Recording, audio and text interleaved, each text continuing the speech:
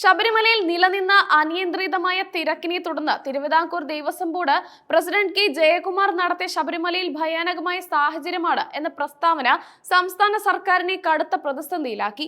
മുന്നൊരുക്കങ്ങളിലെ വീഴ്ചയും അദ്ദേഹം പരസ്യമായി ആരോപിച്ചിരുന്നു. സർക്കാരിനെ പ്രതികൂട്ടിലാക്കുന്ന തരത്തിലുള്ള ഈ പ്രസ്താവനകൾ പ്രതിപക്ഷം ഏറ്റെടുത്തതോടെ തദ്ദേശ തിരഞ്ഞെടുപ്പ് അടുത്തിരിക്കുന്ന സാഹചര്യത്തിൽ ഇത് വലിയ തിരിച്ചടിയാകുമെന്ന ആശങ്കയിലാണ് ഭരണപക്ഷം.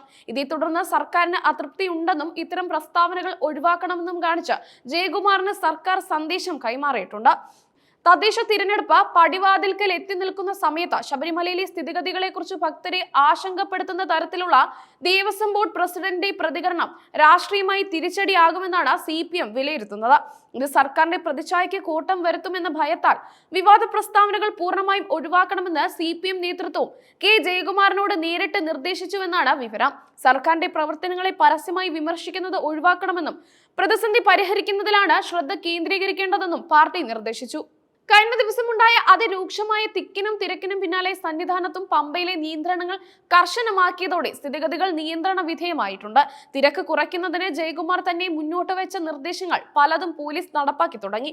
പ്രധാനമായും തീർത്ഥാടകരെ നിലയ്ക്കൽ തടഞ്ഞു നിർത്തി കൃത്യമായ ഇടവേളകളിൽ മാത്രമാണ് പമ്പയിലേക്ക് പോകാൻ അനുവദിക്കുന്നത്. ഇത് പമ്പയിലും സന്നിധാനത്തും ഒരുമിച്ച് ആൾക്കൂട്ടം എത്തുന്നത് ഒഴിവാക്കാൻ സഹായിച്ചു. രാത്രി സമയങ്ങളിൽ എത്തിയ തീർത്ഥാടകരുടെ മുഴുവൻ വാഹനങ്ങളും നിലയ്ക്കൽ പാർക്കിംഗ് ഗ്രൗണ്ടിൽ കയറ്റിയിട്ടു.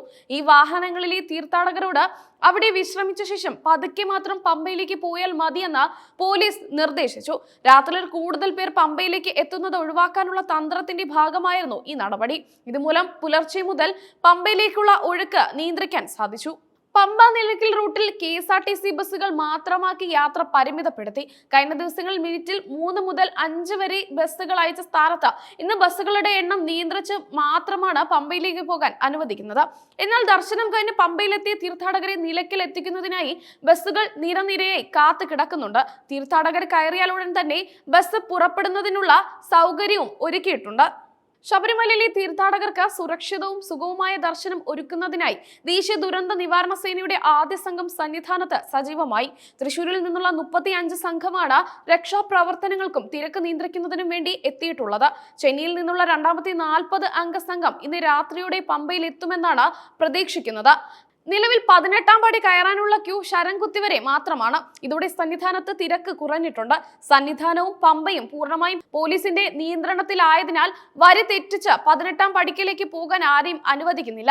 തിരക്ക് കുറയ്ക്കുന്നതിനുള്ള സുരക്ഷാ ക്രമീകരണങ്ങൾ പൂർണ്ണതോതിൽ നടപ്പാക്കിയതോടെ നിലവിലെ സ്ഥിതിഗതികൾ തീർത്തും ശാന്തവും സമാധാനപൂർണവുമാണ്. കഴിഞ്ഞ ദിവസം രാത്രി ഹരിവരാസനം ചൊല്ലി നട അടച്ചപ്പോൾ പോലും 18-ാം പടി കയറാനുള്ള ഭക്തരുടെ നിര മരക്കൂട്ടം വരെ ഉണ്ടായിരുന്നു. ഈ തീർത്ഥാടകരെ രാത്രി നട അടച്ച ശേഷവും 18-ാം പടി കയറ്റി തിരക്ക് കുറച്ചു. ഇന്ന് പുലർച്ചെ 3 മണിക്ക് നട തുറന്ന ശേഷം വടക്കേ നടയിലൂടെ അവർക്ക് ദർശനത്തിന് അവസരം നൽകിയതോടെ വലിയൊരു വിഭാഗം ഭക്തർക്ക് ദർശനം സാധ്യമായി. കഴിഞ്ഞ ദിവസം രാത്രി എരുമേലി പമ്പ പാതയിൽ പലയിടത്തും വാഹനങ്ങൾ തടഞ്ഞു നിർത്തിയാണ് തിരക്ക് നിയന്ത്രിച്ചിരുന്നത്. എന്നാൽ ഇന്ന് ഈ പാതയിൽ വാഹനങ്ങൾ തടഞ്ഞിട്ടില്ല. പ്രധാന നിയന്ത്രണങ്ങൾ നിലയ്ക്കലിൽ മാത്രമായി ചുരുക്കിയത് തീർത്ഥാടകർക്ക് താരതമ്യേന തടസ്സങ്ങളില്ലാത്ത യാത്ര ഉറപ്പാക്കി. നിലവിലെ നിയന്ത്രണങ്ങൾ തുടർന്നാൽ 2 ദിവസം കൊണ്ട് പൂർണ്ണതോതിൽ എല്ലാം ശരിയാക്കാമെന്നാണ് അധികൃതർ കണക്ക് കൂട്ടുന്നത്. എന്നിരുന്നാലും ശനിയും ഞായറും കൂടുതൽ പേർ ശബരിമലയിലേക്ക് എത്താൻ സാധ്യതയുണ്ട്. ഈ വാരാന്ത്യത്തിലെ തിരക്ക് നിയന്ത്രിക്കാൻ കഴിഞ്ഞില്ലെങ്കിൽ പ്രതിസന്ധി വീണ്ടും രൂക്ഷമാകാനും സാധ്യതയുണ്ട്. ശബരിമലയിലെ തിരക്ക് കണക്കിലെടുത്ത് പമ്പയിലെ സ്പോട്ട് ബുക്കിംഗ് പൂർണ്ണമായും നിലയ്ക്കലേക്ക് മാറ്റി സ്ഥാപിച്ചു. ഇവിടെ 7 കൗണ്ടറുകളാണ് ഇതിനായി തുറന്നിട്ടുള്ളത്. പമ്പയിൽ തീർത്ഥാടകർ കൂടുതൽ സമയം കാത്തു നിൽക്കുന്നത് ഒഴിവാക്കാനാണ് ഈ മാറ്റം വരുത്തിയത്.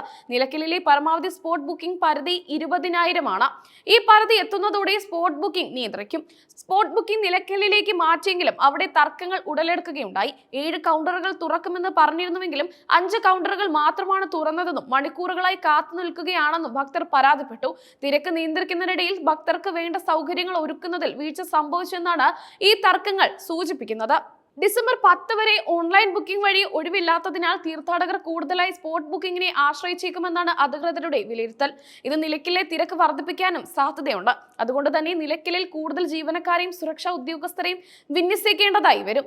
ഇന്നലെ 1.25 ലക്ഷത്തിലേറെ പേർ സന്നിധാനത്ത് എത്തിയെങ്കിലും ഇതിൽ 87,000 പേരുടെ എണ്ണം മാത്രമേ ഔദ്യോഗികമായി രേഖപ്പെടുത്താൻ കഴിഞ്ഞുള്ളൂ.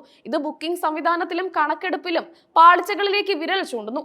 യഥാർത്ഥത്തിൽ ദർശനം നടത്തിയവരുടെ എണ്ണം എത്രയായിരുന്നു എന്നതിനെ കുറിച്ച് ഇപ്പോഴും വ്യക്തതയില്ല. ഇന്നലെയുണ്ടായ അതിഗുരുതര സാഹചര്യത്തിന്റെ പശ്ചാത്തലത്തിൽ നിയന്ത്രണങ്ങൾ മറികടന്ന് കുറുക്കുവഴികളിലൂടെ തീർത്ഥാടകർ സന്നിധാനത്തേക്ക് ഇറങ്ങാതെയിരിക്കാൻ നിരീക്ഷണം കൂടുതൽ കർശനമാക്കും. ഇതിനായി വനമേഖലയിലും മലഞ്ചെരുവുകളിലും കൂടുതൽ പോലീസിനെയും വനപാലകരെയും വിന്യസിക്കാൻ സാധ്യതയുണ്ട്.